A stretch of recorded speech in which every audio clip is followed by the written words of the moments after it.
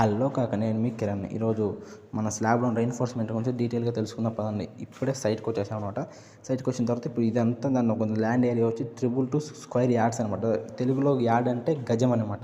ఇది సో ఇప్పుడు మనం పరిశీలించిన తర్వాత ఇప్పుడు మనకు అడ్డంగా ఉన్నాయి చూసారా బార్స్, దాన్ని షార్టర్ స్పాన్ బార్స్ అని అంటారు. ఇప్పుడు పొడుగా చూసారు కదా, దాన్ని లాంగర్ స్పాన్ బార్స్ అంటారు. దాని మధ్యలో ఉండే దాన్ని స్పేసింగ్ అని అంటారు. ఇప్పుడు బెండ్ చేస్తున్నారు చూసారా, దాన్ని క్రాంక్డ్ బార్ అని అంటారు. 4 సైడ్లు బెండ్ చేస్తుంటే దాన్ని 2 వే స్లాబ్ అంటారు. లేదంటే ఆపోజిట్గా బెండ్ చేస్తుంటే దాన్ని 1 వే స్లాబ్ అంటారు. 1 వే 2 వే ఎలాగ అనుకోవాలంటే, మనం ఒక స్పాన్ ఇంటూ చేసినప్పుడు దాన్ని గ్రేటర్ దెన్ 2 వస్తే 1 వే, లేదంటే లెస్ దెన్ 2 వస్తే దాన్ని 2 వే స్లాబ్ అంటారు. ఇప్పుడు మనం బీమ్ విషయానికి వస్తే పైన 2 బీమ్ కనబడుతున్నాయి కదా, దాన్ని మెయిన్ బార్స్ అంటారు. దాని పక్కన ఒకటి హుక్ అంటే ఉంచున్నారు చూసావా, దాన్ని హుక్ అంటారు. అది హుక్ అనేది 135 డిగ్రీస్తో వంచుతారనమాట. అలాగే 4 మనకు దాని కింద విషయానికి వస్తే 4 బార్స్ కనపడుతున్నాయి కదా, దాన్ని ఎక్స్ట్రా బార్స్ అంటారు అనమాట.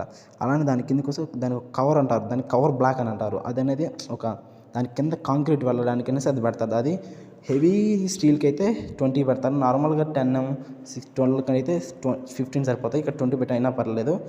ఇప్పుడు ఇదే ఇప్పుడు మీకు తెలియజేస్తుంటే దానికి మధ్య పైపు దాన్ని ఎలక్ట్రికల్ వర్క్ అంటారు. సరే మరి ఉంటా అయితే, సీ యూ బాయ్, రేపు కలుద్దాం.